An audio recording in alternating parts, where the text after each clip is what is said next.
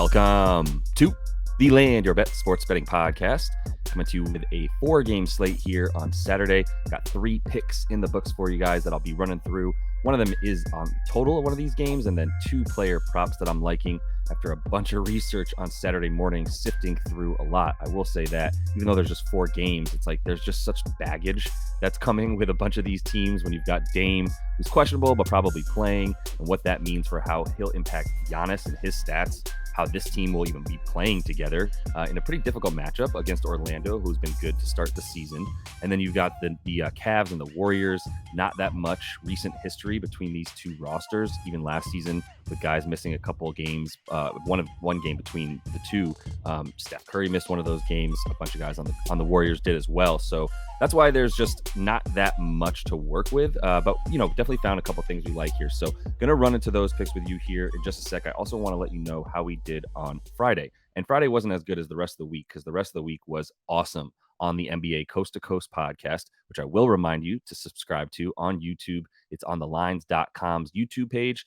What I'm bringing you each and every weekday with Nate Weitzer, who's my co-host on that show. Spoke to him a little bit this morning to get some of these picks out to you guys with his input, but also just want to make clear I'll be getting these weekend videos out to you on the Land Your Bets podcast, specifically here, the one that I host by myself. So I do continue to follow along on this one as well. I mean, I'm bringing you stuff each and every weekday on this podcast as well, trying to point you over to the Coast to Coast podcast, but also give you a little bit more insight into some of the stuff that we're doing over there and help yourself when you're looking to bet as well. That's a little bit more of what you're going to be getting here during the weekday. And then on the weekends, I'll just be bringing you the picks that we have since there's no podcast over on the Coast to Coast. The way that we've done so far, Friday, not as good. Like I said, overall 3-5, minus 2.3 units. That's because we lost 2.1 units on player props, going 1-3 there. So on the season, still really, really good. 68-51, plus 17.25 units total there. Actually doing better in best bets, which gives me actually some hope and some optimism because I know we're going to do better in player props. So if we're already doing better in the season bets as well, then overall, I'd say we're on a positive trajectory because we're definitely going to continue to be on a heater with these player props at some point soon.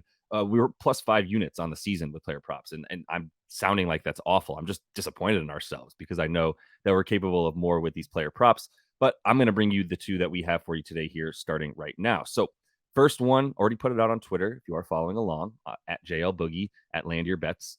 Jared Allen, under 21.5 points and rebounds. Couple things that are working against Jared Allen in this particular matchup. He is not in position nearly as much. That's the first thing. Evan Mobley is in the paint way more. He's got way more rebound chances than Jared Allen does, almost 5 more. Jared Allen up about 14.7 rebound chances right now, and Mobley's actually 8th in the league in those rebound chances, which is really important because you want to know if guys are in position to even get the rebound, right? That's huge for all these player props. Evan Mobley also has 11 boards per game right now, 2 more than last year, and he's up to 13 points in the paint as well, meaning that I think he's clearly doing a lot more work around the rim than he was last year. Now, Jared Allen has missed a lot of time this year, and that's going to probably be a big impact. That is an impact, a huge impact on why Evan Mobley has played down low a lot more and just been the basically only center that they have on this team. Maybe that changes a little bit with Allen on the floor, but Allen's still really upticking his minutes slowly, I would say, so far this year. He has yet to go over this 21 points and rebounds, and he's just averaging 25 minutes per game in the games that he is playing because he needs some time to get back and get healthy. I don't think this is that game for him either, to be honest. I mean, I know they want these 2 guys in there to try to dominate the sort of smaller lineups that you're going to see from this Warriors team, even with Kevon Looney, who's undersized center, even though he's so strong and capable around the rim. But this is a situation where he still needs to get his health right, I would say, and it's on the road across the country here in the Bay Area. So it's going to be a game that I don't think he gets to 30 minutes. And last year he played a lot of minutes against this team, and he needed all of them to get barely over this prop one time. And in the other, when they played at Cleveland, he played 31 minutes and had just 16 combined points and rebounds in that one. And I think you see a lot more of that in this game because this is going to be a slower pace. This game is in Golden State, like I said, where they play much slower. They also play much better defense. We talk about it all the time. It's why I continue to go under with the Dubs, where they are going under much more at home right now. Both games went under for them. Even that Suns game that we saw to open the season, they played most of their games on the road at this point, where they've scored a ton of points, a lot more points. I will be clear as well. on the road right now, playing at a bit faster pace, going over, scoring 117 points per game versus the 102 per game at home. And it's a small sample size. Things are going to change for sure. But I think you expect a slow pace between two teams that are playing at very slow paces, bottom 12 for both of these teams in terms of pace in the league right now. So, the Dubs are also allowing 13 fewer rebounds per game at home, partly because there's just fewer scoring. So all the stats are going to be, really skewed towards everything going slower, rebounds going under, assists and points going under when this Golden State team plays at home. It's too small of a sample size to just fully bank on it. But I think you take all of these factors together, and Jared Allen is not good for 22 points or rebound combined in this game. So, second pick here, actually have a very similar stat line, or number rather, I should say, for Markelle Fultz. This is for his points, rebounds, and assists combined for the Orlando guard as they're taking on the Bucks at home in this one. Fultz, like Allen, has been injured this season. He's also missed 3 games, missed 3 before playing Atlanta this past Thursday, which was a much faster paced game. Sorry for those of you who thought that would be an under. That was definitely going to be an over because Orlando's also playing much faster this season. So the 3 games that he missed before he played Atlanta, they obviously Cole Anthony and Jalen Suggs got most of the time. They filled the minutes. They got the usage that would have been for Markelle. And now he's coming back and healthy in a way that he's clearly the starting point guard. So he played 29 minutes in that game against Atlanta on Thursday. He played 33 minutes per game in both of the 2 before he got injured, right? And then he comes back from injury, has to kind of come back more slowly. In 29 minutes versus Atlanta was still like a good indication that he can get over 30 minutes in this one. So now that he's there eating up the minutes that Cole Anthony was getting, he's going to be in a matchup against Dame Lillard, who does seem like he's going to play. And even if Dame doesn't play, this Milwaukee Bucks defense, especially on the perimeter, especially against point guards, regardless of if Dame is playing or otherwise, they're just not good at defending that position. They're very thin now with the way that they let guys go and don't have the same level of young perimeter defense that they've had in seasons most recent. So with that in mind, like this is a matchup that Fultz already likes to eat up. Now you put a worse point guard with Dame in there versus Drew Holiday in terms of defensive point guard. Now Fultz is in an even better position to go ahead and get his. So if he's going to get the minutes and he's playing a team that gives up the 8th most points, 3rd most rebounds, and 9th most assists per game, 2 point guards, in overall, they're just as bad in every category I just said as well, all bottom 10 in terms of points per game, rebounds per game, assists per game to their opponents.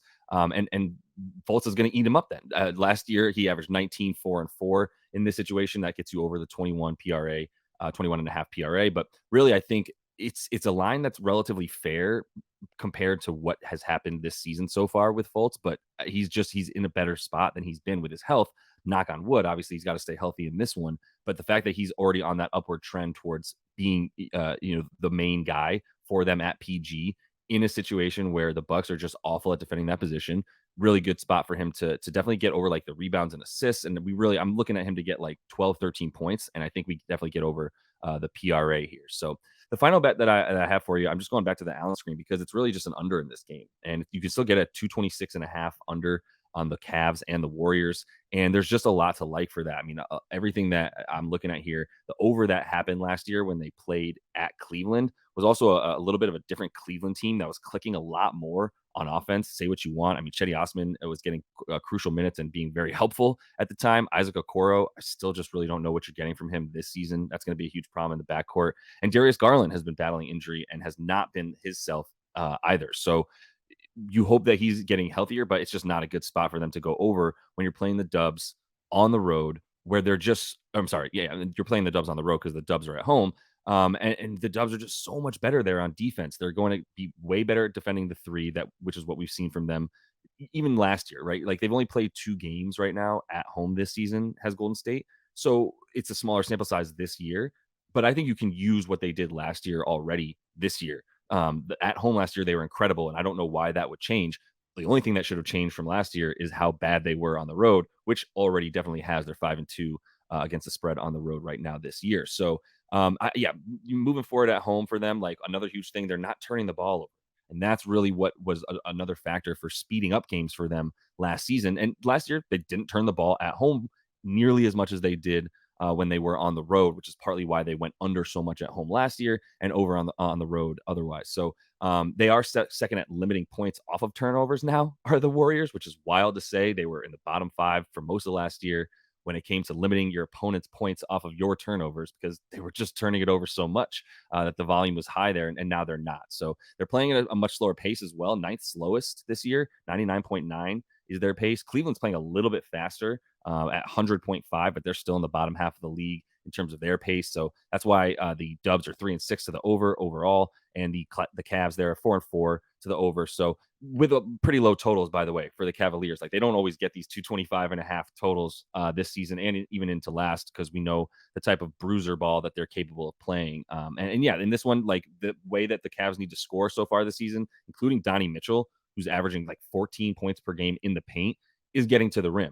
And so far right now at home, the Dubs are limiting teams to the 8th fewest points per game in the paint. And I think that continues with the health that they have now, with Draymond missing a game recently, coming back healthy in this one. Same concept for Kevon Looney. So that does it for this one. I wanted to make sure that I got all this out to you guys. So just a quick summary of the picks.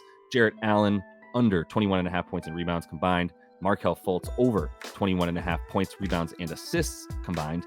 And the final pick there, Cleveland at Golden State. Let's go under 226.5 total in that one.